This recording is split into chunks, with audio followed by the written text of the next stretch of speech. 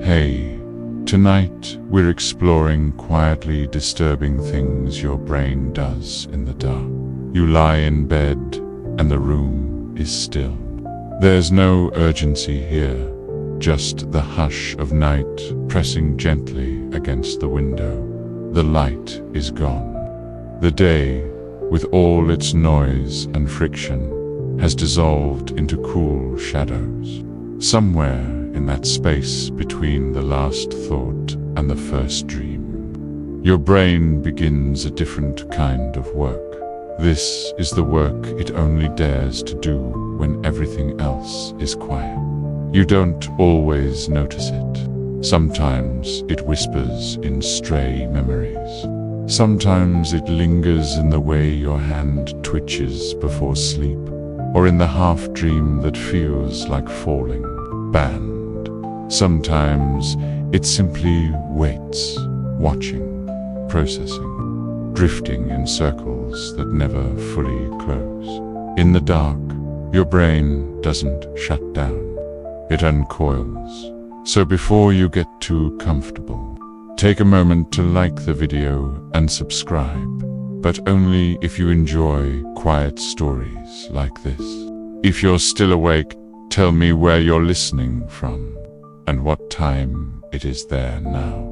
Dim the lights, maybe turn on a fan for that soft background hum, and let's ease into tonight's journey together.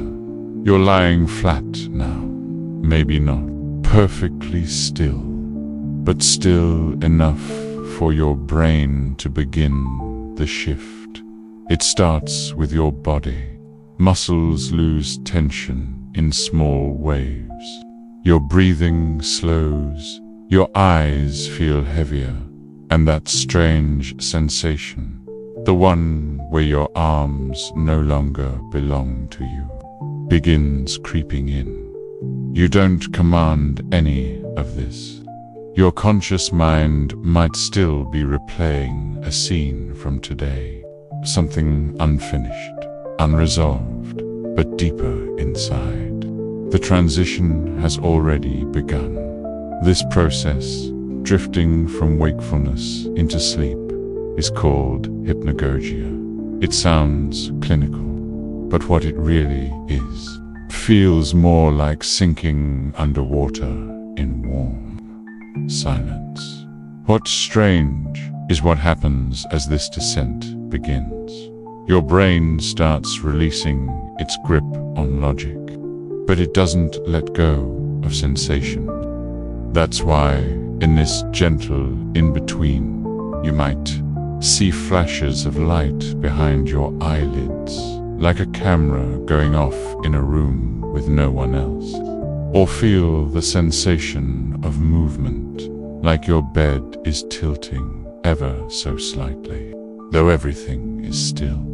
And then the thoughts, loose, unanchored, appear. You might hear a name you haven't thought of in years, without context. You might picture a place you've never visited, with strange architectural detail. Sometimes voices arrive, not loud or sinister, just there. They say simple things. They might even feel familiar. Scientists believe this is your default mode network slowly slipping out of its daytime rhythm, unspooling into what it thinks is idle. But your brain is never truly idle, not even close. In fact, neuroscientists have found that during hypnagogia, your brain briefly becomes more creative and chaotic than at any other point in the sleep cycle. Thomas Edison used to nap sitting up, holding a steel ball in his hand. When he drifted into hypnagogia, the ball would fall and wake him, and he would quickly jot down the strange ideas that emerged. So what you experience here, right now, might be fragments of invention, all old memories drifting loose like dust in an attic. But there's something quietly disturbing, too. because you're still somewhat awake. And your prefrontal cortex, the part that keeps reality grounded, is going offline. Your brain can mix memory, imagination, and fear into something entirely new, something disjointed, and you can't always tell which is which. You might imagine a footstep outside your door. What was that, a sound, or just a thought? You might feel the gentle tug of gravity beneath your bed, like it's lowering, but you know that can't be real. Or you might feel like someone is watching. There's a word for this: micro-hallucination. They're not dangerous, not really. They don't linger, but they are real, not imagined. Not dramatic, real electrical activity in your visual and auditory cortices, flickering in the dark like low embers. And here's the part that scientists still debate. Why does the brain do this at all? Is it stress, an evolutionary leftover? Is it the result of unprocessed thoughts, slipping past your mental guard? Some researchers think it's your brain testing reality, a last diagnostic before surrendering to dream logic. Others think it's simply ... noise, neural static, the price of running a machine that never stops. But whatever the reason, it happens to almost everyone, even if they forget it.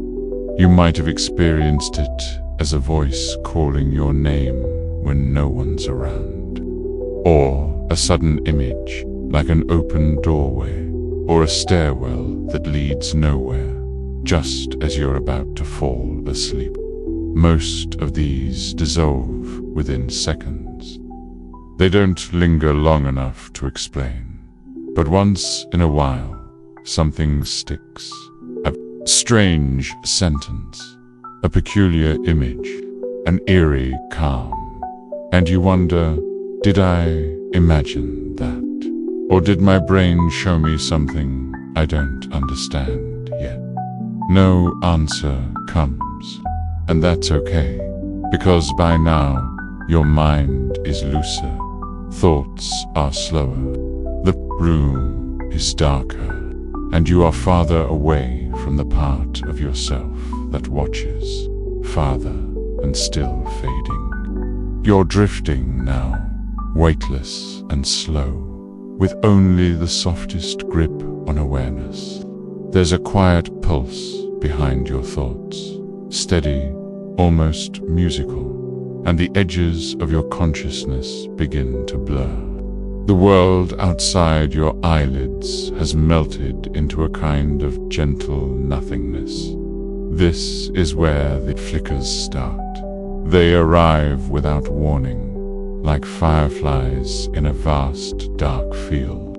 Flashes of light, brief and unformed, dance behind your eyes, not blinding, not sharp, just there. You might think it's your imagination, or some leftover imprint from staring at your phone too long. But it's something deeper than that. These aren't optical illusions. They're neural sparks, tiny, spontaneous discharges of energy firing off in the visual cortex, even though your eyes are closed.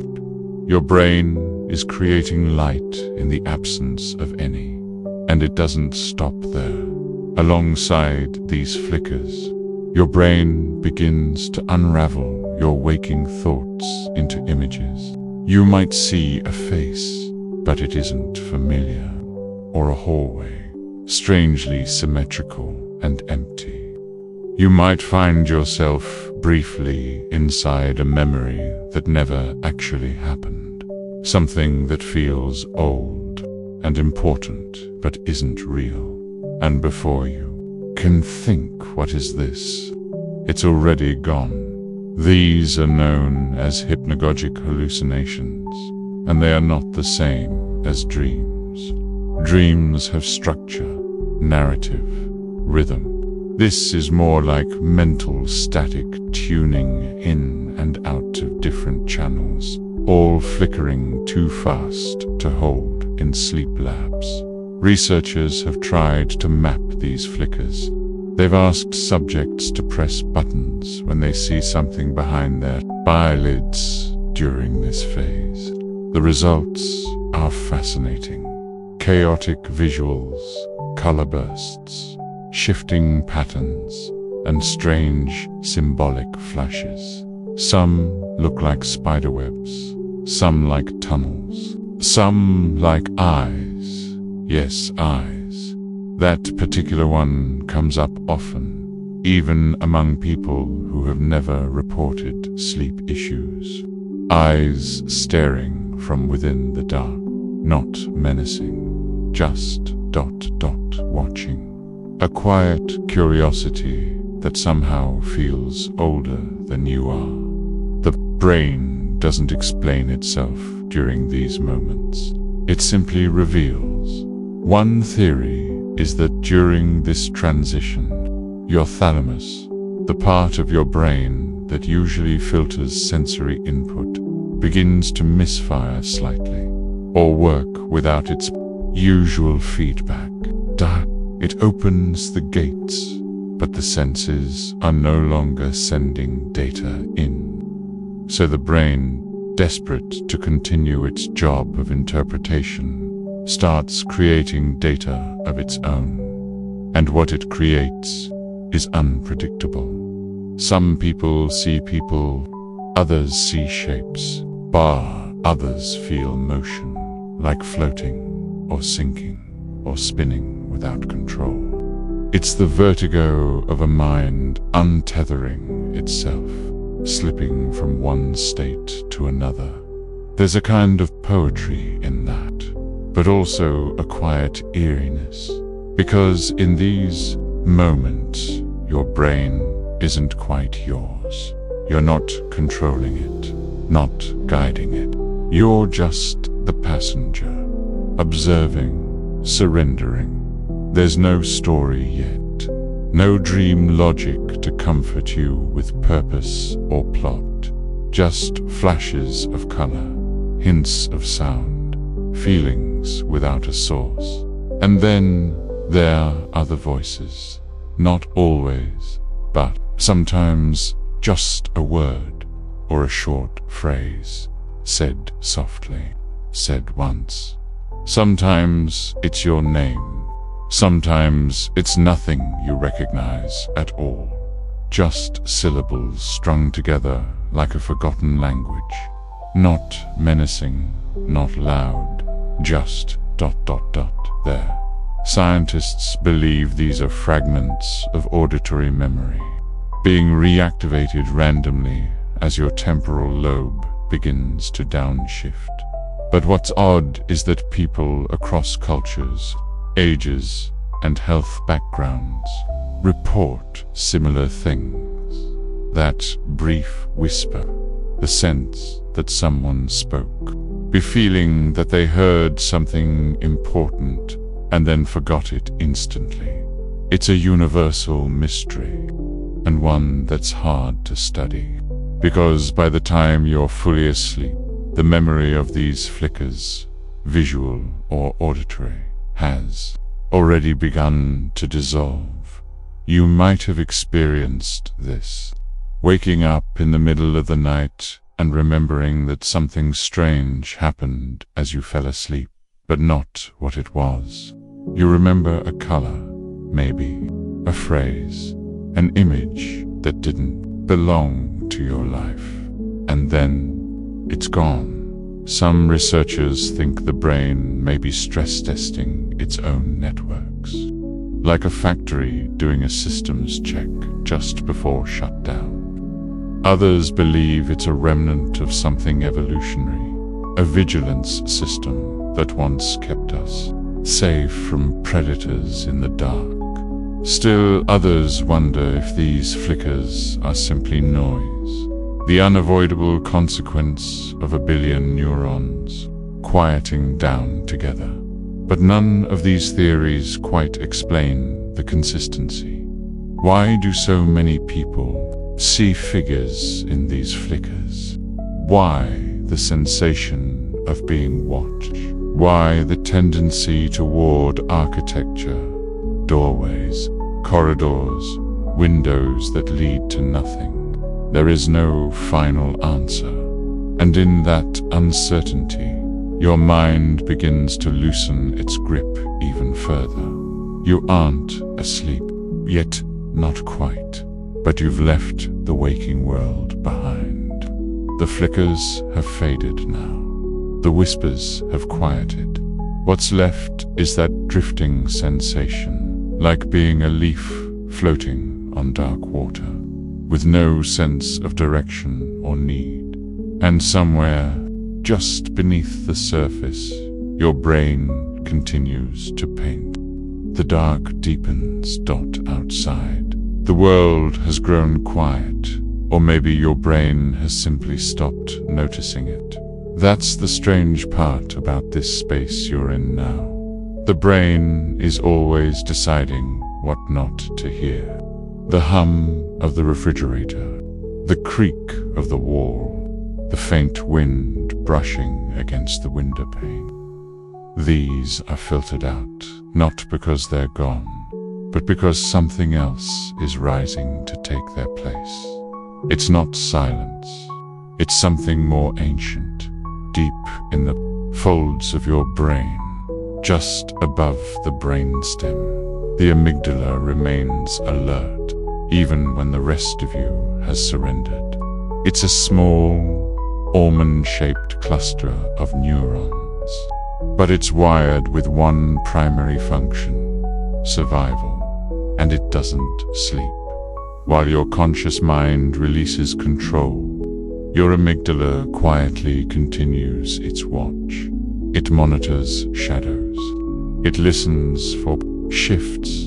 It waits, not with panic, but with expectation. This quiet vigilance is the reason your ancestors woke to the snap of a twig or the rustle of leaves.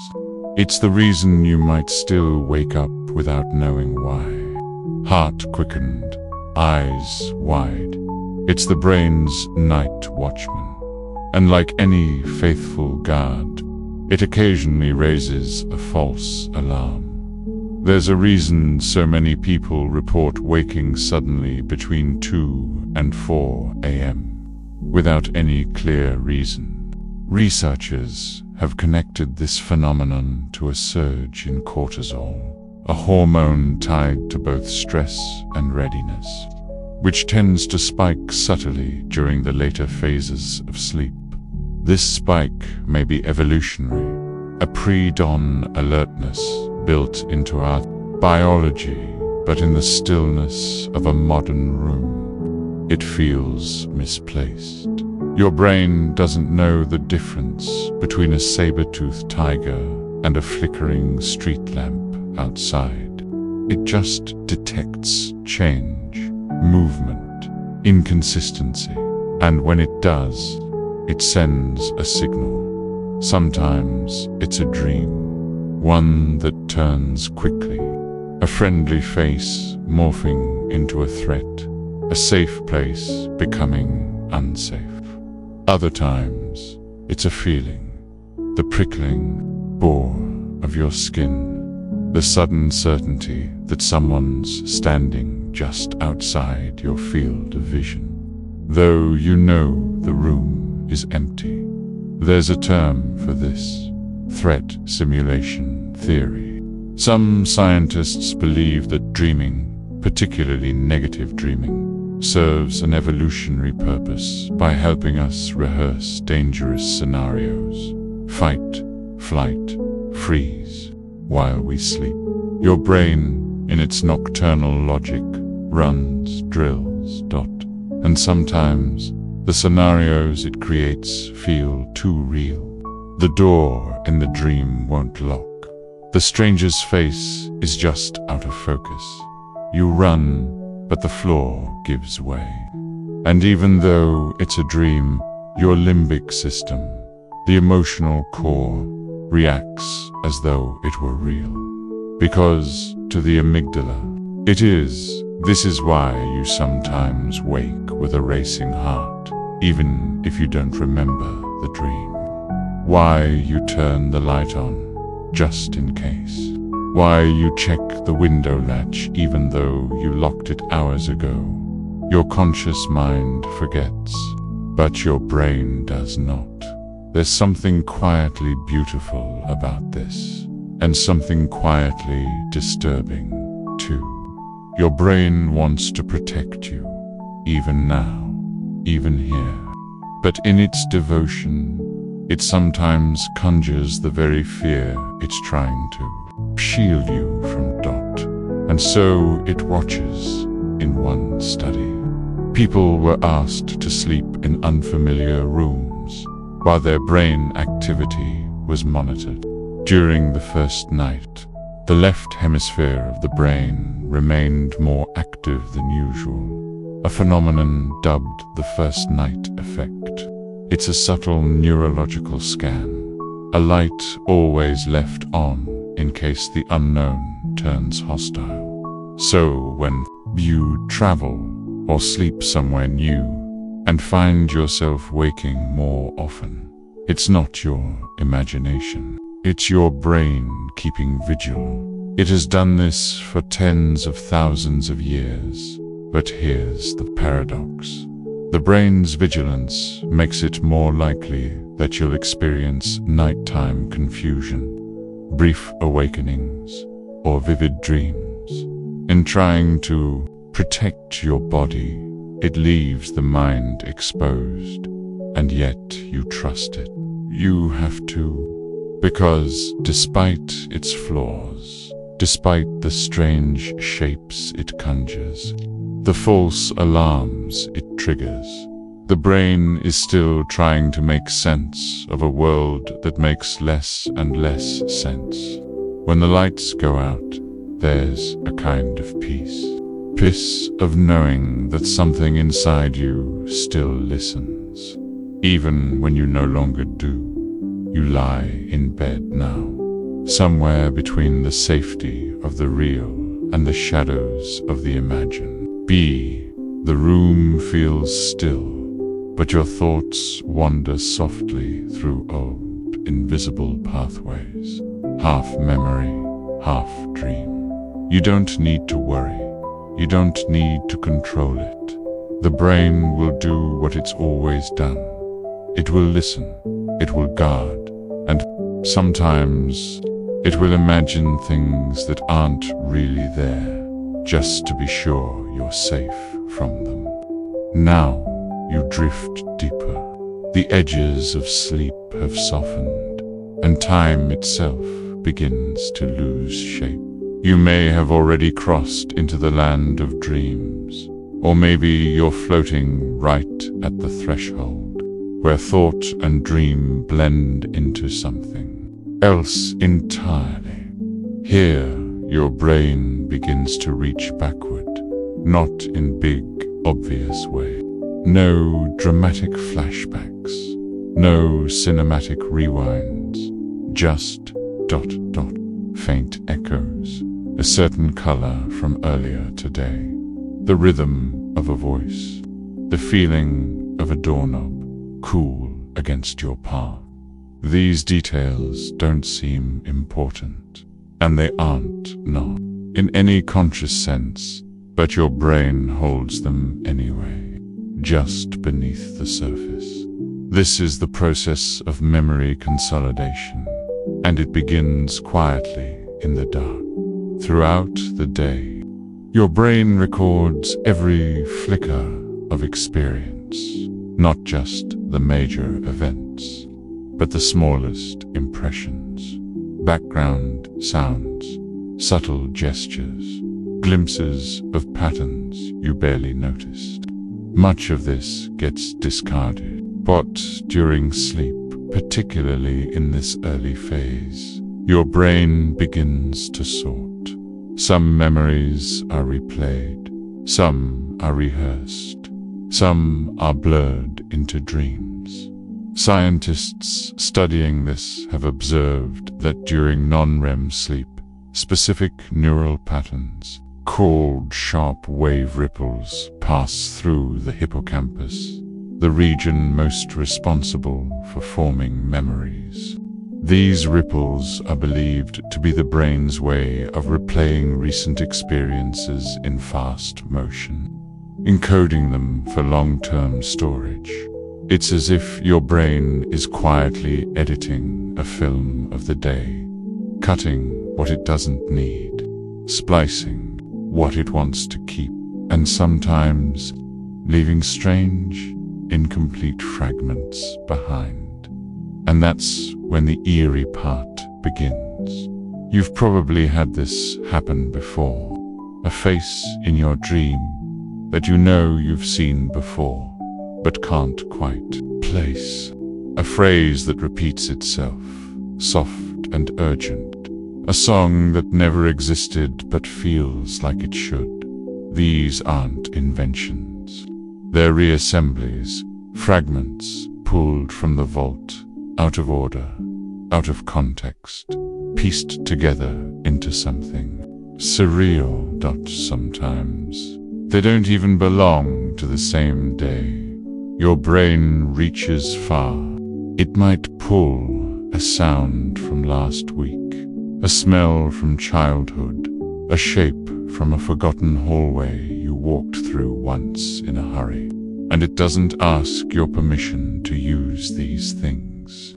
It just stirs them gently into the soup of the night. But not all memories are sweet. Every once in a while, your brain resurrects something you didn't ask to remember. A moment of embarrassment, a face you haven't seen in years, a thing you said long ago in a tone you now regret. Why now? Why here? Researchers still don't fully know. Some suspect the brain doesn't distinguish between useful and uncomfortable memories during the early sorting process. Others believe that emotionally charged memories, especially unresolved ones, simply rise to the surface more easily in the absence of conscious noise. And yet, it never feels random. It's as though the brain waits for nightfall to show you things it couldn't earlier, like a friend who only tells secrets in whispers when the lights are low and the world is quiet. What's even more curious is how specific some of these echoes can be. A phrase spoken on a bus 7 years ago. The way a certain jacket felt when you wore it once. The eyes of a stranger who barely looked at you. These are not memories you thought you kept, but the brain keeps more than you know. The hippocampus logs experienced rapidly, constantly, even if your attention is elsewhere. And at night, it lets these oddities drift back to the surface. Not always fully, not always clearly, just enough to stir the water. And then there are false memories. Dream researchers have found that during this nightly reassembly process, the brain sometimes invents moments that never happened, stitching together details from multiple sources into a single, vivid impression. The color of one house, the voice of another person, the scent of a room that never existed, and you wake up with that strange conviction. Was that real? Did that happen? It didn't, but it could have. And that's enough for your brain. In a way, your dreams are the mind's theater of possibility, place to run simulations, rehearse reactions, and try on memories that feel real even when they aren't. There's beauty in that, but also sometimes unease, because your brain doesn't always tell you which memories are real and which were born in the dark. This uncertainty lingers into waking life, too. You might remember something tomorrow, a moment, a conversation, and not realize it was pulled from tonight's unfinished dream. A borrowed line, a misplaced face, a small internal glitch that feels perfectly ordinary until you pause to question it. And when you do, the memory dissolves, just a little, just enough to make you wonder. You shift slightly in bed, not enough to wake, just enough to feel the weight of the blanket, the rhythm of your breathing. Outside, maybe a car passes in the distance. Inside, the echoes keep drifting. Your brain keeps sorting, quietly, lovingly, like a librarian walking slowly through an endless corridor of thought, placing books back where they belong, and sometimes opening one just to reread a sentence you'd forgotten, and then on to the next. You're no longer just floating, you're immersed. The surface thoughts have faded, and your awareness has thinned like fog rolling off a quiet lake. In this space, where waking no longer matters and time is only suggestion, your brain finds the quiet it needs to open doors it usually keeps shut, old doors. You may not feel them open, not in any dramatic way, but inside your mind, there are places you rarely visit, rooms where memories sleep in silence, untouched. They're not erased, just shelved, filed away like forgotten letters in dusted boxes. And tonight, in the stillness, one creaks open, maybe. You've had this happen, a dream that brings back someone long gone, not because you were thinking about them, or because they were mentioned in passing, but because something in you remembered, unprompted, unexpected. This is not nostalgia. It's not grief. It's something quieter than both. Your brain stores emotional memories differently than factual ones. While facts fade with time, emotions, especially intense ones, remain coded in the limbic system, waiting. They don't surface easily. But at night, when the frontal cortex loosens its grip, when logic and order step aside, these old fragments drift upward. Sometimes they come as a dream, sometimes just a feeling, a presence, and sometimes the memory isn't even yours. There's a phenomenon known as cryptomnesia, a hidden memory mistaken for a new or original thought. You may dream a conversation and wake believing you imagined it, when in fact your brain pulled it from a real moment, long forgotten. A conversation overheard in childhood, a sentence from a book you once read in a waiting room, a voice from a stairwell decades ago. Your brain doesn't label these, it just stores them. And sometimes, just sometimes, it opens the wrong drawer. There have been reports of people dreaming in languages they don't consciously speak, or of suddenly remembering rooms they lived in as toddlers, with vivid details their adult mind never knew it retained. Some of these stories are exaggerated. Others are harder to explain.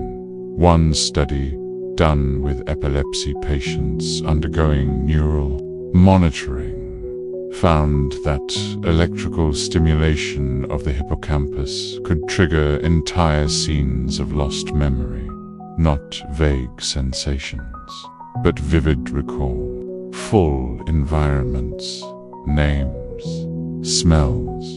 The brain, it seems, remembers everything. It simply hides most of it, and in the dark, those hidden things stir. But here's what's quietly disturbing. The brain doesn't always return these memories in whole pieces. Sometimes it gives them back, scrambled. A childhood friend's face with your mother's voice. A house you lived in, but the windows are wrong. A sense of deep emotion, but no story to explain it. You wake with the impression that something meaningful happened, something just beneath understanding, and then it's gone. Why does the brain do this? One theory is that during slow-wave sleep, the mind is trying to reconcile long-term memory with recent experience, comparing, weaving, in the process, fragments resurface without context. Another idea suggests that emotional regulation is at work. Your brain is gently reprocessing old pain in manageable doses, wrapped in the cushion of dream logic. Or perhaps, and this is where science stops and mystery begins, the brain simply needs to wander its own halls sometimes, even if what it finds is strange, even if the doors it opens are ones you'd closed long ago. This can be unsettling, of course, not because anything bad happens, but because you feel the presence of something familiar without knowing what it is. A scent that brings tears, but no reason. A figure in a dream who says only one word, and it feels like a message, but the meaning vanishes on waking dot. And maybe that's okay. Maybe the brain knows better than you when to give you something whole and when to offer just a piece, a taste, a flicker, like a match struck in a dark room. Too brief to see by, but bright enough to stir something in your chest. Because sometimes healing doesn't come with understanding. Sometimes it comes from just touching the memory gently in sleep and then letting it go. And maybe this is one of the reasons we sleep at all. Not just to rest, but to revisit, to re-enter parts of ourselves that daylight never quite reaches you. Shift slightly, breath slowing. There is no tension in your body now. Just that soft sensation of being held by the mattress, weightless but grounded, drifting through layers of your own mind. And deep below, the old room's weight. Some open, some stay closed, but your brain continues its rounds. The silence feels heavier now, but not in a way that presses. It surrounds you softly, like fog or thick velvet, the kind of silence that hums, not absence, but density. Something alive beneath the quiet, and your brain feels it. What's strange is that in the deepest darkness, when your room is still and your eyes are closed, your brain begins to listen harder. It leans in, as if straining for something just beyond perception. You might not notice it, but the silence, once comforting, becomes charged. This is a phenomenon that psychologists call auditory sharpening, where the brain, in the absence of external stimuli, begins to amplify small, often imagined sounds. It's not doing this on purpose. It's doing what it always does, trying to fill in the blanks. Because your brain doesn't like blanks. It was designed for noise, for movement, for signals. When deprived of input, it creates some of its own. A creak becomes a footstep. A sigh of air becomes a whisper. The ticking of a distant pipe feels like someone breathing beside the wall. This isn't madness. This is pattern recognition. And it is ancient. In the prehistoric dark. Silence meant danger. It meant a predator was near, or that something had just stopped moving. So the brain evolved to treat silence not as safety, but as a problem. And so, even in modern life, in your warm, familiar room, your mind may still stir at silence, not with fear necessarily, but with readiness. A feeling in the chest, a prickling at the back of the neck, a strange certainty that something is present, even if logic tells you otherwise. There's a term for this: presence hallucination. It's the sense that someone or something is nearby, even when you know you're alone. It's most commonly reported at night, in bed, in the dark. It's not a ghost. It's not a delusion. It's your brain working overtime to detect meaning where there is none. Interestingly, a study in 2014 linked these presence sensations to activity in the temporal junction, a region involved in distinguishing self from other. When this area misfires, even slightly, the brain can mistake your own movements, or even your own thoughts, as those of another presence. You become the ghost you feel, and the brain, doing its best, quietly believes it. This doesn't always lead to fear. For some, it's oddly soothing. The sense of someone sitting nearby, watching, waiting. You might dream of a friend sitting on the floor of your room, just out of focus, or wake with a sense that someone was just there, gone now, but not completely. It's disturbing, yes, but gently so, like hearing footsteps on the stairs, only to remember you live alone, and then nothing else happens. Your brain files it away, no threat detected, and yet the silence still feels full. Even now, as you lie still, your brain is listening, not to the world, but to itself, to the blood in your ears, to the rhythm of your breath, to the subtlest echoes of thought. And it begins to wonder, is that enough, or is something missing? This is where imagination slips in. You may hear soft music that isn't playing, a voice you don't recognize murmuring in the distance. You may even remember a sound from a dream that hasn't happened yet. This is called auditory pareidolia, the tendency to find patterns in random noise. It's the same principle that makes us hear voices in white noise, or melodies in the hum of an engine. The brain is a pattern-making machine. It hates randomness. So when you lie in the dark, surrounded by silence, it listens until it finds by something.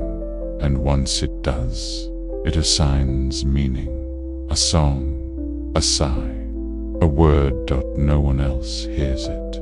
No one else needs to. It's not brokenness. It's not hallucination in the clinical sense. It's just the mind doing what it has always done, searching the void for stories. And if none exist, it writes them anyway. There's something oddly poetic about that. You, lying still in your bed, breathing slowly, your heart like a distant drum. And inside you, the mind spinning tales in the hush, sometimes with voices, sometimes with footsteps, sometimes with only a mood. Researchers have long debated whether this sensory sharpening serves any modern function. Does it help us in our current lives? Or is it just a holdover from an older version of ourselves? The truth is, no one knows. But what's certain is this: even in stillness, your brain is never passive. It is listening, interpreting, amplifying, filling in the blanks, and sometimes what it fills them with is quietly unsettling. But that's just part of the design. So if you feel something strange in the silence, a breath, a thought, a figure, just beyond reason, you're not broken. You're simply awake enough to notice the edges of your own mind. And those edges, in the dark, ripple like water touched by unseen hands. You're still lying there, quiet, unmoving, and yet your brain is not. Beneath the still surface, something intricate continues to unfold. As the outside world fades, your inner world starts to take on shape and color. You begin to sense images, not vivid dreams, not yet but hypnagogic visions. This is the strange territory between waking and sleep, where the brain plays softly with reality. In this liminal zone, your thoughts begin to loosen, to swirl, to shimmer. Shapes emerge in the dark behind your closed eyes. Not real, but not entirely imagined either. Faces appear, not always familiar, often distorted. A woman's eye, too large. A mouth that moves without speaking. By a landscape that stretches and folds in ways that defy logic.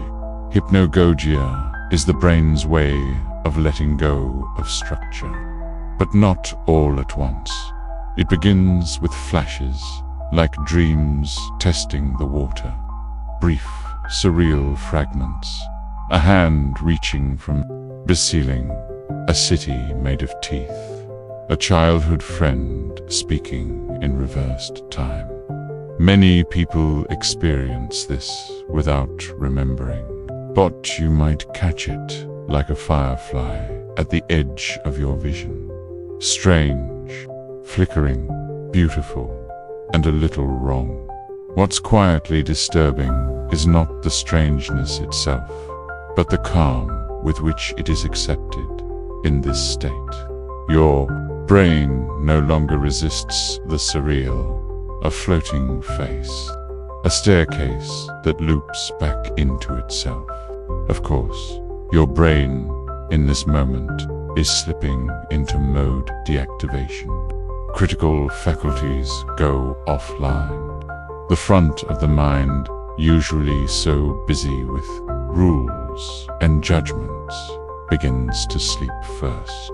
The deeper parts, emotionally, sensory, primitive, stay awake just a little longer. This mismatch creates the perfect conditions for accepting the unacceptable. A whisper in your room that says your name. It doesn't scare you, not yet. It feels neutral, natural. Even that's the peculiar grace of this state. You exist briefly in a world where the strange is ordinary. But not all experiences are gentle. Some people encounter sleep paralysis, the next phase of this shadow territory. It usually occurs when the mind wakes up, but the body remains frozen in REM. You're conscious, alert, but you can't move. And often, in this moment, your brain provides an explanation. A figure, a weight on your chest, a presence in the corner. These hallucinations aren't delusions. They are your brain trying to resolve a contradiction. Why can't I move? What is holding me down? The most ancient answer it knows is a predator, which is why, for centuries, people across cultures have described eerily similar visions during sleep paralysis. A demon, a shadow man, a hag on the chest. Different names, same figure. Scientists have shown that the amygdala, the fear center of the brain, lights up intensely during these episodes. It is as if the brain, trapped between waking and dreaming, generates a horror to fit the feeling. It's deeply personal. For one person, it's an old friend gone wrong. For another, a faceless thing that watches. For others, simply the unbearable sense of being observed. And what's more unsettling, even after it ends, when you sit up, move, turn on the lights, the presence can still feel nearby. Not visible, not explainable, but lingering, like a scent with no source. You may tell yourself it wasn't real, and yet your heart races like it was. Why does the brain do this? Not to hurt you, not to trick you, but because, in the dark, with input produced, the brain relies more heavily on memory, emotion, and expectation. It begins to simulate reality rather than process it, and in doing so, it taps into your deepest fears, not to torment you, but to prepare you, to keep you alive, even in a world where monsters no longer wait in the woods. It's outdated code, but it still runs, so you lie there recovering from a dream you didn't intend, from a feeling you can't explain, and slowly, gently, the ordinary returns. The walls are just walls. The quiet is just quiet. But you are changed, if only slightly. You've been reminded of something, that your brain, for all its brilliance and logic, is still a creature of shadows. It still carries echoes from a time when the night was full of teeth. And sometimes, even now, in the safety of your bed, it stirs, it imagines, it warns, it remembers. By your deeper now, far beneath the surface layers of waking thought, far from the flickers of dream's doorway here, your brain enters its most intricate, most mysterious theater, REM sleep. This is not rest. This is simulation. Your eyes dart beneath closed lids, scanning scenes you can't yet recall. Your brain is alive with electrical activity, as active as when you're fully awake, perhaps more. But the input is internal now, no longer listening to the world. It begins projecting, one of its own. This is the realm of dreams, not flashes like before. Full narratives, real feelings, entire experiences conjured from fragments of memory, emotion, and subconscious language. And yet they often make no sense. You walk through your childhood home, but the rooms are from a school. You're yourself, but also someone else. You fly, you fall. You fail a test for a class you never attended. Why? Because the prefrontal cortex, the part of your brain responsible for logic, judgment, and self-awareness, goes mostly offline during REM. The rest of the brain is free to create without boundaries. And it does. Neuroscientists have found that dreams are often emotional rehearsals. Your amygdala, the same region that lights up during fear or excitement, is highly active in REM. The dream becomes a safe space to simulate threat, loss, love, guilt, flight. In dreams, you practice surviving the impossible, but there's a darker truth. Many of the things you suppress by day, the anxieties you quiet, the thoughts you reject, return here.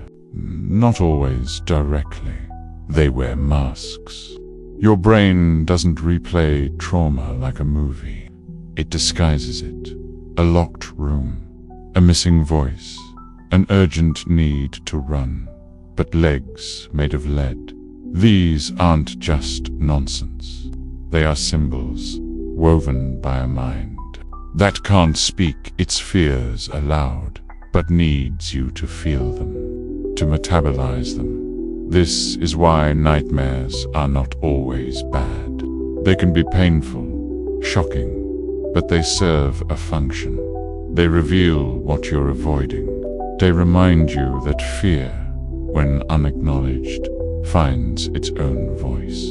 In fact, people with PTSD often experience repetitive nightmares. The brain keeps running the same simulation again and again, trying desperately to make sense of a wound it cannot close. The loops can be haunting, but they are also a form of healing in progress. And still, some dreams are stranger than fear. There's a category called bizarre dreams. Here, logic breaks entirely. You are a cloud. Your friend is a tiger with your mother's voice. Time folds in on itself. The sky drips like paint to you. In the dream, it seems perfectly natural. Why? Because your default mode network, the part of your brain responsible for your sense of self, becomes fluid. In these moments, you're not anchored to identity in the usual way. You become ideas. You explore emotions without context. You are both observer and observed. And it gets stranger. Sometimes your brain will let you know you're dreaming. This is called lucid dreaming, a rare and beautiful glitch in the system. Suddenly, within the dream, a spark of waking awareness ignites. You realize this isn't real, and in that moment, some people gain control. They can fly, walk through walls, summon anything. Others simply watch, amazed, terrified, or free. But even in lucid dreams, something curious happens. The dream fights back. If you stay lucid too long, characters in your dream may become hostile. The world may destabilize. You may be pushed out of the dream. It's as if the simulation protects itself, not against you, but against interference. Your subconscious wants to process on its own terms, which leads to a chilling idea. Your dream self and your waking self are not the same person. One part of them is you, polished, chosen, filtered for society. The other is bolder, deeper, unfiltered, and sometimes it has things to say. Some people wake from a dream in tears, overwhelmed by emotions that didn't come from the waking world. A grief that isn't recent, a longing they don't understand. Dreams remind us that we are more than our conscious thoughts, that the brain keeps everything, every look, every word unsaid, every emotion half felt. They are all in there, waiting for their night to speak. And so, while your body rests, your brain is at work rebuilding memory, sorting emotion, telling stories it cannot say aloud. Some beautiful, some terrifying, some too strange to name. And when you finally waked, the dream slips away, quickly, quietly, but something lingers. A feeling, a whisper, a puzzle with no solution. That's your brain's echo, and you carry it into the day, never fully knowing what it meant, only that it mattered. You stir, not fully awake, not fully dreaming. You hover in that strange in-between space, just enough awareness to notice your body again, just enough fog to forget where you are. Your room feels off, larger than usual, or too quiet, not moving, but something else is. This is hypnopompia, the transition from sleep to wakefulness, the mirror image of hypnagogia, and for some, it's the most disturbing part of all, because here, in the tender seconds of return, the boundary between dream and reality doesn't fully close.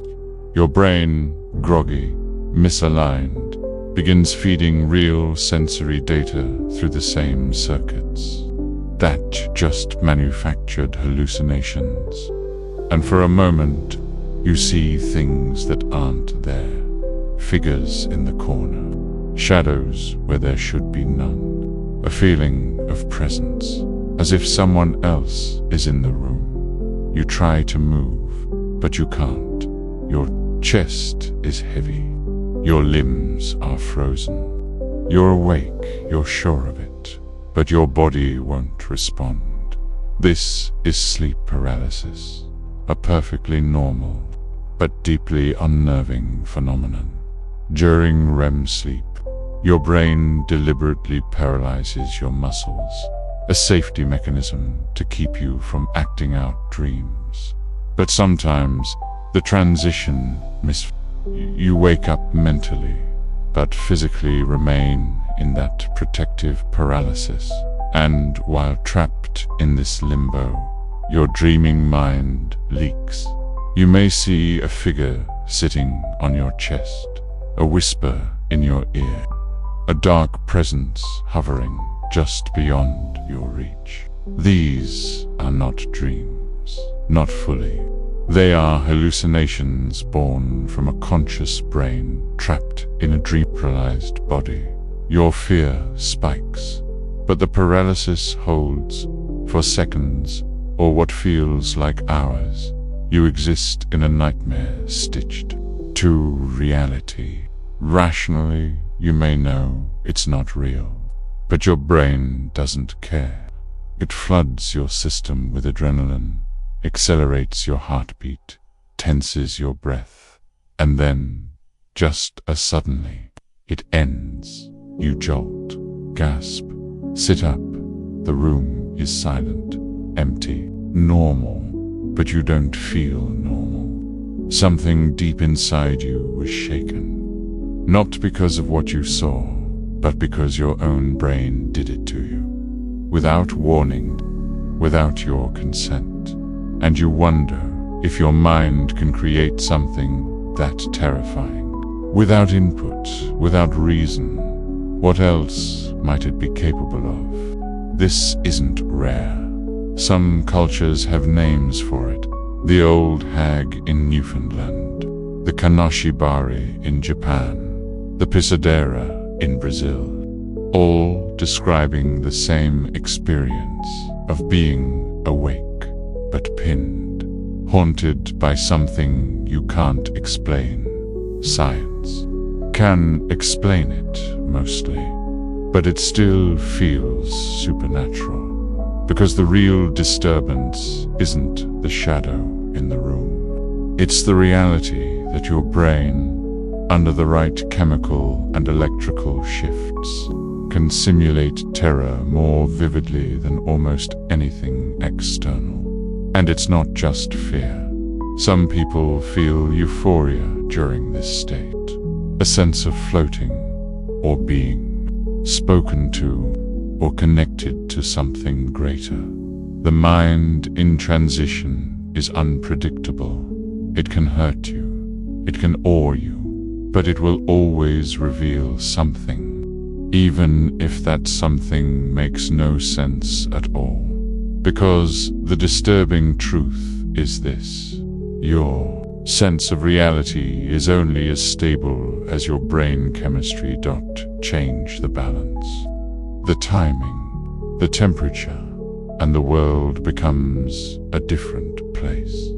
Your bedroom becomes haunted, your own body becomes foreign, and you, the self you've always trusted, become the unreliable narrator of your own night. You may shake it off, you may laugh it away, but part of you knows it wasn't just a dream.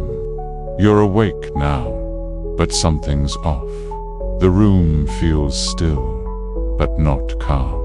You glance at your phone. 3:08 a.m. Or was it 4? You blink again. The numbers haven't changed, but they don't feel right. This is one of those nights where time doesn't behave not the way you expect it to. And it's not your clock's fault. It's your brain. Because in the dark, especially when sleep is broken or scattered, your brain can quietly lose track of time itself. It's not that it forgets what time it is. It forgets how time works. That linear feeling you depend on. Moment follows moment. Second by second is a fragile illusion built by a system of internal clocks, mainly regulated by something called the suprachiasmatic nucleus, a tiny cluster of neurons in your hypothalamus. That nucleus syncs your circadian rhythm, your internal 24-hour cycle, using cues like sunlight, food, body temperature, and routine. But what happens when those cues are gone? When you've been lying in the dark for hours, eyes closed, no sun, no noise, no movement, your brain starts to drift. It stops measuring time by the world outside and starts measuring it by thought loops, memory fragments, microdreams, seconds stretch, minutes elapse, and your brain starts to wonder, has it been 5 minutes or 50? Is it still night or the beginning of something else? And so you check your clock again. 3:09. Still. Your mind doesn't believe it, because it felt like a lifetime. This time distortion isn't just frustrating, it's profoundly disorienting, because it challenges one of your most basic assumptions, that you can trust your own sense of duration in sensory deprivation chambers. This effect is amplified. People have reported entire hallucinated days after being inside for only a few hours. Because when your brain can't grab onto time signals, light, sound, activity, it starts inventing its own patterns, like a ship with no stars to steer by.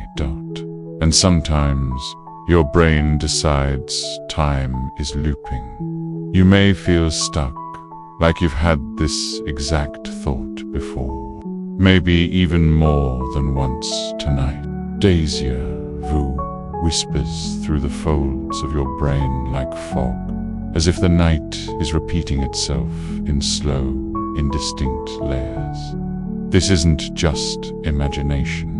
It's a product of disrupted temporal encoding in your hippocampus, the part of the brain responsible for forming memories in sequence. When that sequence falters, time begins to feel like a spiral. You sit up, or maybe you've already sat up 5 times tonight. You reach for water, or did you drink already?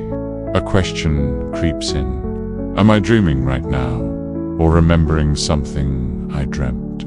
When people describe dreams within dreams, or false awakenings, they're often describing what happens when this internal clock stutters, rewinds, or simply stops on the darkness. With no outside reference, your mind is the only storyteller, and when the storyteller is tired, it lies, it guesses, it fills in blanks, it repeats scenes to save energy. It stretches quiet thoughts into hours and compresses intense feelings into seconds. It's not broken. It's just trying to help you stay sane in a world without light. But sometimes, that effort creates the very madness it seeks to avoid, and you realize your only real measure of time is trust. Trust in your senses, trust in your brain, and when that trust fades even a little, you're no longer in control of the night. You're a passenger waiting for morning to come, unsure if it's minutes away or lifetimes. There's a kind of silence in your bedroom now that feels attentive, not empty, not peaceful, as if something or someone is observing. And in a way, something is, because even when your eyelids are shut tight, your brain still sees it. Sees shadows. It sees movements. It even sees faces behind your eyes. In the dark, you've noticed this before. The vague sense that there's someone else in the room. A flicker in the corner of your closed vision. A shape that doesn't quite belong. You open your eyes. Nothing. You close them again. There it is. That's your visual cortex, refusing to turn off. It wasn't designed for silence. In fact, it's incredibly hungry for input. And when it's deprived of real images, it starts generating its own. Not dreams. Not quite. These are intrusions. Flashes, phosphenes, hallucinations. Your brain paints faint patterns on the backs of your eyes using residual electrical noise, often harmless, abstract, floating blobs of color, drifting lines. But sometimes it paints recognizable things, because your brain is a pattern machine, and faces even illogical, impossible ones are the patterns it finds first. There's a reason we see faces in clouds, in wood grain, in burnt toast. It's called pareidolia, and it's an evolutionary tool designed to keep us safe. Better to mistake a tree not for a predator's eyes than the other way around. But in the dark, without input, pareidolia turns inwards. It scans static. It hunts shadows. And suddenly, you're seeing things that aren't there, but feel loaded, emotional, intentional. The psychologist Carl Sagan once suggested that our ability to recognize faces, especially in near darkness, was once a survival trait. But what happens when that trait keeps firing with no real target? You start to feel watched, not because something is watching, but because your mind wants to be sure it isn't missing anything. Even when your eyelids are shut, they're not sealed. Your retinas still collect light, moonlight through blinds, the dim glow of a charger, a blinking smoke detector. These fragments leak into your visual system and blend with imagination, memory, and fear. It becomes harder and harder to tell. Did I just see a reflection or a reaction? Was that a movement in my room or in my head? Are my eyes open now? Or is this just a more vivid layer of closed? And here's where it gets stranger, because your brain doesn't just see with your eyes, it also sees with your body. There are moments when sleep is thin and your senses blur, where you feel a presence beside you. Not an image, not a sound, just a weight, a proximity. This phenomenon is called the sense of presence, a well-documented effect in sleep studies, particularly in cases of sleep paralysis or extreme fatigue. Neurologically, it's linked to the temporoparietal junction, a brain region responsible for integrating multisensory data about your body in space. When that region misfires, say, in the absence of normal feedback, like movement or light, it can project a double of self, a copy, an echo. Sometimes people describe this presence as comforting, a guardian, a loved one. Other times they describe something else, a dark figure, a shadow, not quite touching them, but always near. It's not just folklore. It's not a ghost. It's you, or more precisely, the ghost of your body's perception, conjured in the dark. This is why certain people, especially those in sensory-deprived states, report seeing shadowy entities near their beds, not from outside, but from within. And when you finally do fall asleep, that presence doesn't always go away. It just changes format. Sometimes it becomes a dream figure, sometimes a fragment of memory, and sometimes it stays, lingering behind your closed eyes, like an after-image, silent, still, watching the way your brain watches itself. Because long after the lights go out, long after your eyes close, your mind never truly does. There's something disorienting about the way your memories behave at night. You've probably noticed it right before sleep. You remember something, maybe a face, a moment, a word, so vividly, it almost feels like it's happening again. But later, when you try to recall it, it's gone, or worse, different. This is not a malfunction. It's by design, because your brain, when left in the dark, starts editing your memories. You see, memory isn't like a hard drive. It's not a file that gets saved and opened later unchanged. Instead, every time you recall a memory, especially at night, your brain rebuilds it from scattered fragments, like a puzzle made of fog. And sometimes it cheats. It fills in missing gaps, recolors details, inserts emotions that weren't there. Bore removes ones that were the hippocampus, the region that forms and organizes memories, doesn't sleep when you do. It works over time at night, trying to sort, categorize, and rewrite your day. But without daylights, checks, and balances, it can take strange liberties. Sometimes that means sharpening a dull moment, turning a routine conversation into something profound or suspicious. Other times, it means inventing something altogether new, a memory that feels real, maybe even more real than the actual moment, but that never happened.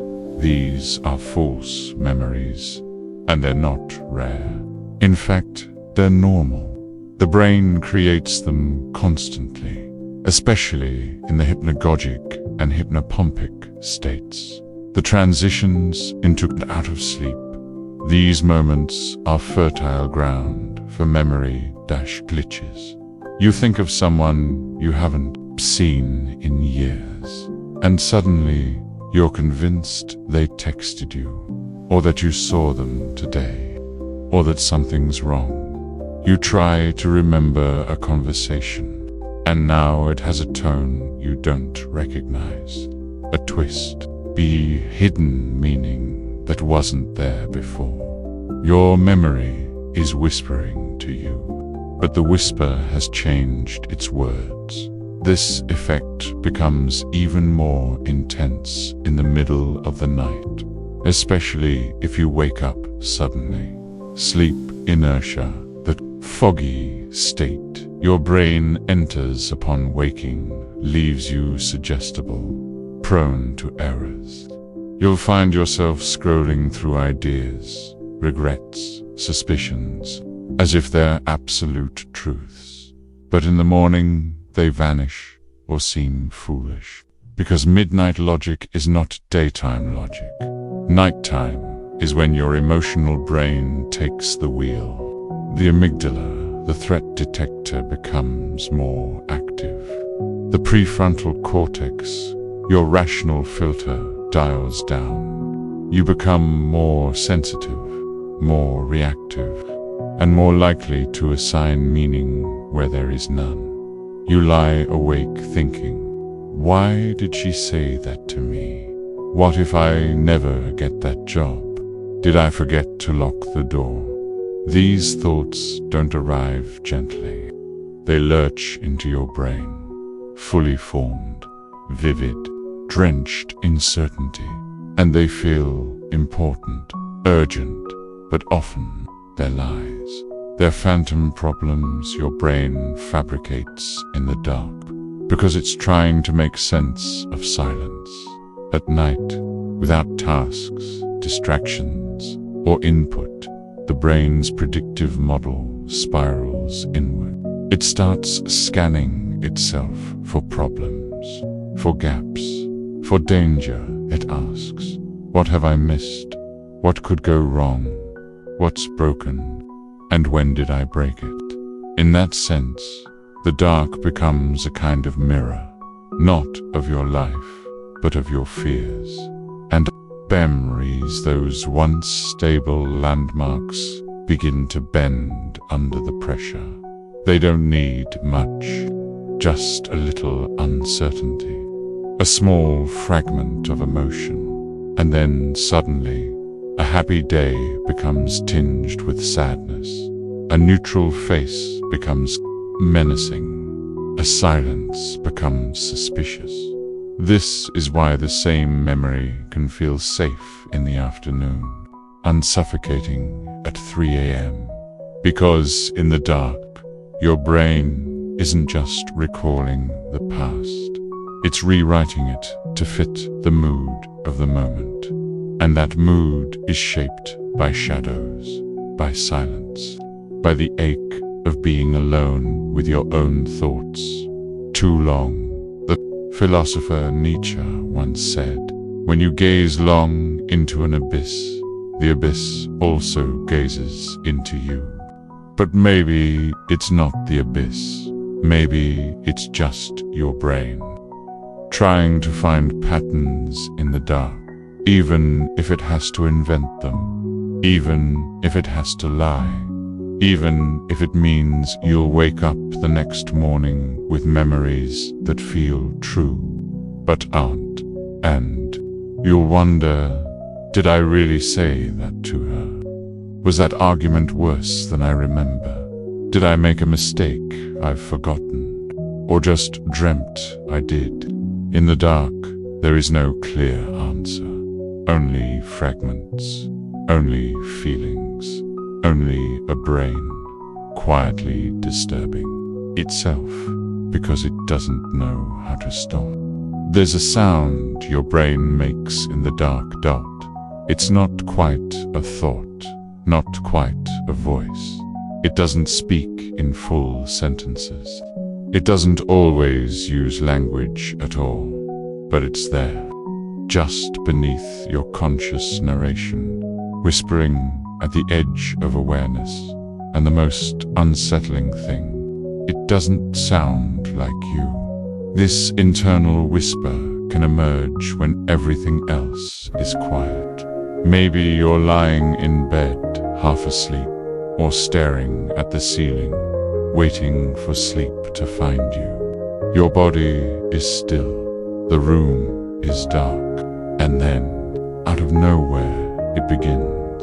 Don't trust them. Something's wrong with you. They never really loved you. The tone is flat, cold, almost mechanical. Sometimes it uses your own voice. Sometimes it doesn't. It's your brain's default mode network, running wild in solitude, the same neural circuitry responsible for daydreaming, introspection, and self-evaluation. But in the dark, without the balancing influence of the external world, it begins looping. It creates feedback. It draws from your worst-case files, from fears, from shame, from unresolved conflict, and it begins to simulate voices, not as hallucinations, but as mental shadows. Psychologists call this maladaptive rumination, a pattern of intrusive, self-critical thoughts that can spiral into anxiety, insomnia, even despair. But here's what makes it truly eerie. The whispers often arrive with certainty, not curiosity, not questioning doubt, just blunt, grim finality. They don't say, maybe something's wrong. They say, everything is wrong, and it's your fault. And you believe it, at least for a moment, because it doesn't sound like a thought. You're having doubt. It sounds like something you've overheard.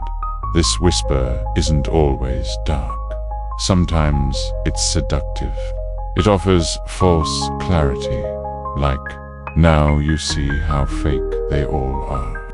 This is who you really are. Stop pretending. It invites you into a version of yourself that's isolated, defensive, numb. And that's where it becomes dangerous, because the voice feels like truth, not because it is, but because it speaks when everything else has gone silent. At 2 a.m., your logical self is offline.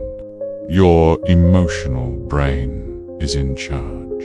And the whisper, it knows your insecurities, your regrets, your private doubts. It uses them. It's not demonic.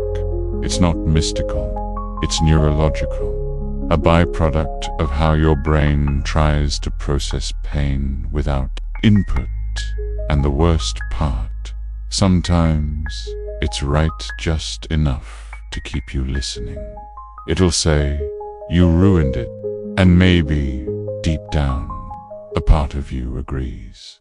So the whisper becomes your inner narrator, not because it deserves to be, but because it showed up when no one else did. And the more nights you listen to it, the more you start to believe it's always been there. But here's the truth. That voice is not you. It's a pattern, a loop, a survival instinct running on outdated code. It evolved to help early humans stay vigilant, to anticipate betrayal, danger, loss. But in a modern brain, at night, with no predators in sight, It becomes a kind of phantom limb of emotion, a glitch, a whisper of fear, pretending to be fact. To break its hold, you don't have to fight it, you just have to notice it, name it, disarm it with curiosity. Ask, whose voice is this really? What is it trying to protect me from? Because most of the time, the answer is simple. It's trying to protect you from loneliness, from shame, from the terrifying feeling that something's wrong and no one else sees it. But here's the other truth. You don't have to believe every voice that speaks in your head at night. Not every thought is a command. Not every whisper is real, especially not the ones that only show up in the dark when you're vulnerable, half asleep and looking for certainty where none exists. In the daylight, those whispers fade. They lose their grip. They shrink under the weight of logic and life and laughter. So if you hear them tonight, let them speak. Then gently let them go, because you are more than what your brain does in the dark. And the voice that tells you otherwise, it never belonged to you. It begins in the space between dreaming and waking. You think you've opened your eyes. You think you're conscious. You can see your room dim, familiar, unchanged. But something is wrong. You try to move your fingers. Nothing. Try to sit up.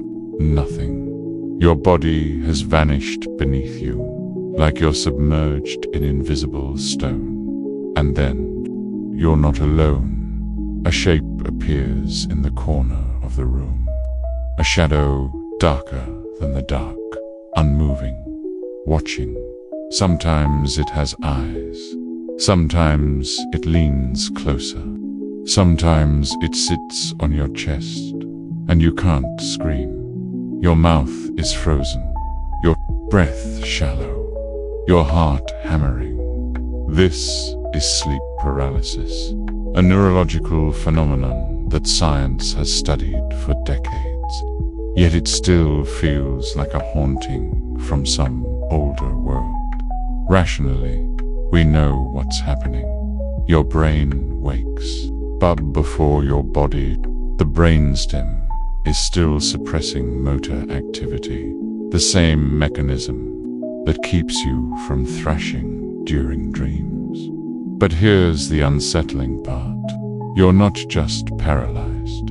You're dreaming while awake, and in that overlap between sleep and consciousness, your brain begins to project your deepest fears into the space around you. Why? Because in a disoriented brain, the unfamiliar is automatically interpreted as threat. Evolution taught us that if something wakes us in the night, it's probably dangerous. Our ancestors didn't have the luxury of assuming it was just a dream. So your brain fills in the blanks. The shadow at the edge of your vision becomes an intruder, a demon, a figure you've never seen but somehow recognize.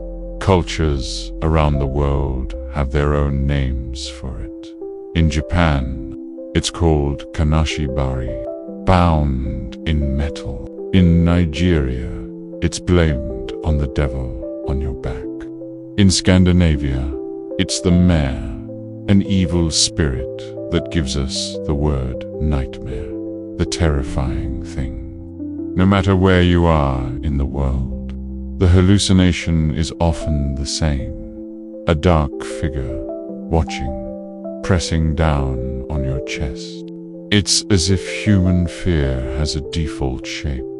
Neurologically, this shape is likely born from the temporoparietal junction, the part of the brain that helps you map your body in space and detect other beings around you. When this area misfires during sleep paralysis, the brain may simulate a presence in the room, even if no one is there.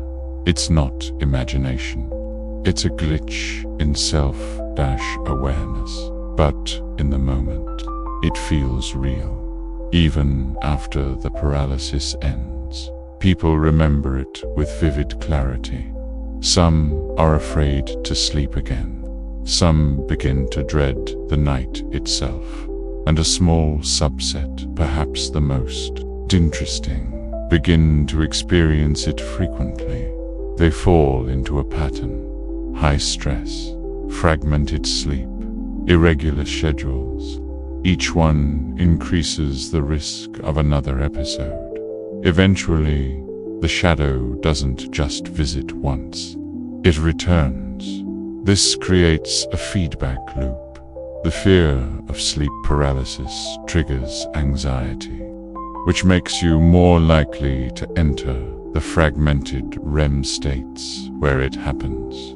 In other words, fear becomes prophecy. But here's the strange twist. Some people learn to use sleep paralysis. Lucid dreamers train themselves to recognize the paralysis state as a doorway. Instead of panicking, they relax, breathe deeply, let go, and then they transition into full lucidity, flying, exploring, bending dream logic to their will. To them, sleep paralysis is no longer a curse. It's a launch pad, which brings us to a deeper idea. The human brain isn't just a machine. It's a theater, a stage where biology and imagination blur. And in the dark, especially in the almost awake hours, that stage becomes haunted not by ghosts, but by ourselves, by our fear, pair projections, our patterns. Sleep paralysis is one of the few moments in life when you meet your brain unfiltered. No distractions, no explanations, just raw primal perception. And it reminds us of something ancient, that even when you're still, your mind is moving, even when you're alone. Something inside you watches, and even when your eyes are open, you may still be dreaming. So if it happens to you, that frozen moment, that pressure, that dark shape in the corner, remember, you are not cursed. You are not being attacked. You are simply awake inside a system that was never built for stillness. Let the fear pass. Let the shadow fade. It's only your mind doing what minds do, building stories from silence and showing you in its own eerie way just how powerful a single human brain can be. You turn off the light. The room dissolves into soft black, but your mind does not dot in the stillness. Something starts to happen at first. It's just shadows, vague, shifting outlines behind your eyelids or hovering in the corners of your room. But then you start to see something. A pair of eyes, a face, not clear, not detailed, but unmistakably there. And you blink, rub your eyes. You know it's not real, but your brain insists on showing it to you anyway. Why? Why does the brain invent faces in the dark? Why not geometric shapes, or nothing at all?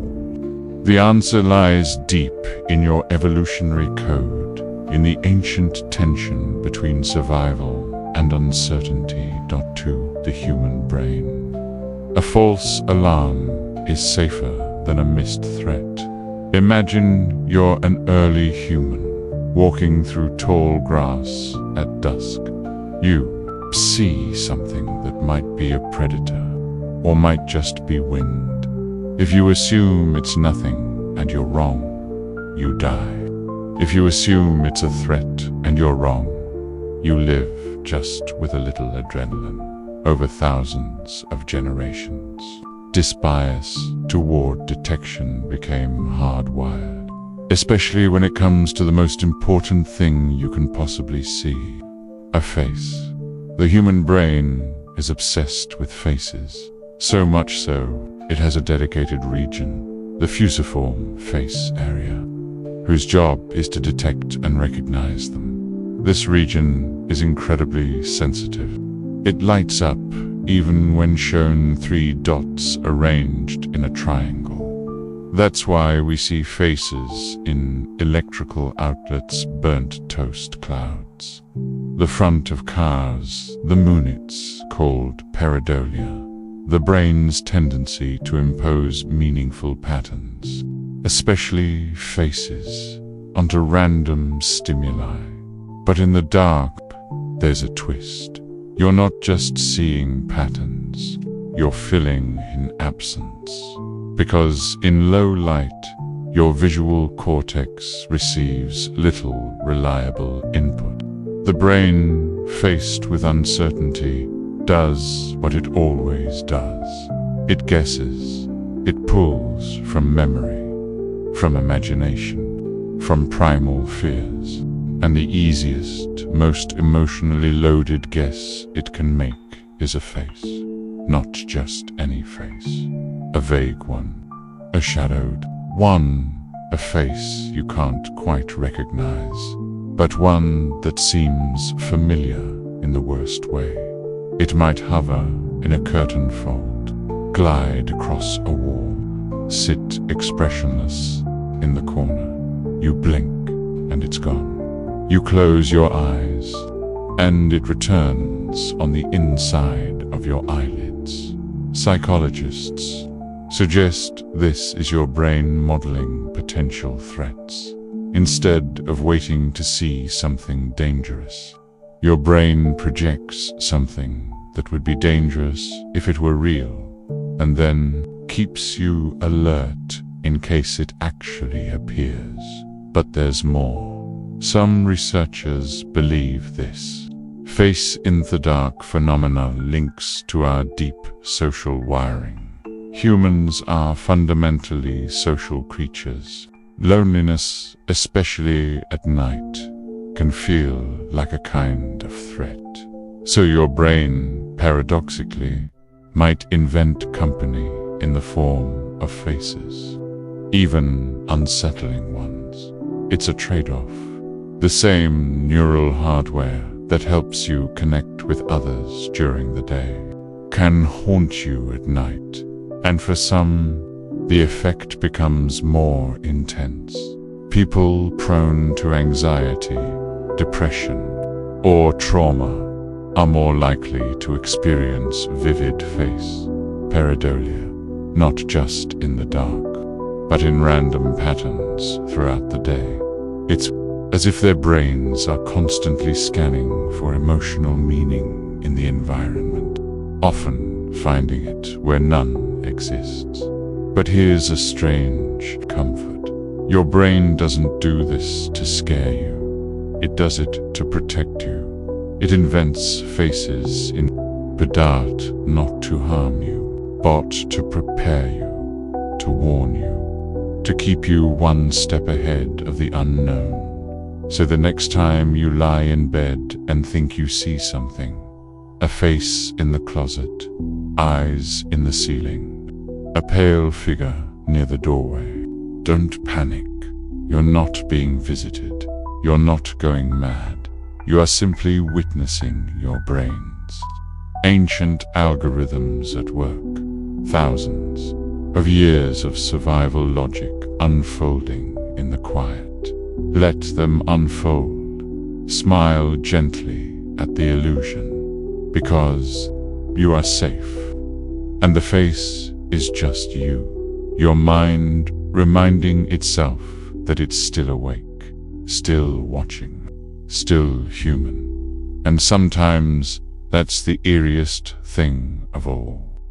You who are here, still lying in the quiet dark, But inside, your mind is moving, not loudly, not urgently, just gently pulsing beneath awareness. Like a tide you can't quite see, but you feel it pull. Now, take a long, slow breath in. Let your chest rise just a little, and then let it fall. Again. Slower this time. There is nothing you need to do right now. Know where you need to be. Nothing you must remember. Let the words wrap around you like a weighted blanket. Let the thoughts drift like fallen leaves on a night river. Because in this moment, you are safe. And your brain, even with all its strange whispers and flickers, is doing exactly what it was built to do. It watches, it listens, it prepares, it imagines, it remembers, and sometimes it dreams while awake. Tonight, you've learned how your brain sees motion in stillness, hears whispers in silence, fills empty rooms with memory paints, faces where there are none, replays voices long gone, turns darkness into possibility, and none of that is a flaw. It's not broken. It's not haunted. It's human. And now, in this soft, drowsy moment, your brain can rest, not by shutting down, but by letting go. Let go of scanning. Let go of interpreting. Let go of preparing for threats that don't exist. Let the sounds fade into a blur. Let the images lose their shape. Let your thoughts become less like words and more like clouds. Because sleep isn't an off switch, it's a shift, a different kind of awareness, a dream-shaped lens through which your brain replays, heals, and softens the edges of the day. So sink, fall, float. You may feel yourself drifting between waking and dreaming, and that's okay. You don't have to hold on to anything. Let your body feel heavier. Let the muscles in your face go soft, your jaw unclenched, your forehead smooth, your breath like a calm ocean dot. And if your brain continues to whisper strange things, that's fine. They'll dissolve soon. Like fog at sunrise, you're not losing control. You're surrendering to a deeper rhythm, the rhythm of repair, of memory filing itself away, of neural waves washing clean the moments of the day. You are not broken. You are not alone. You are simply entering the dark, where your brain knows how to keep you safe without making a sound. So go now. Let the curtain close on consciousness. Let the final flicker of thought fade to black. Let your mind wander wherever it needs to. No urgency, no direction, only one. Truth remains. You are okay. You are safe. And now you can sleep.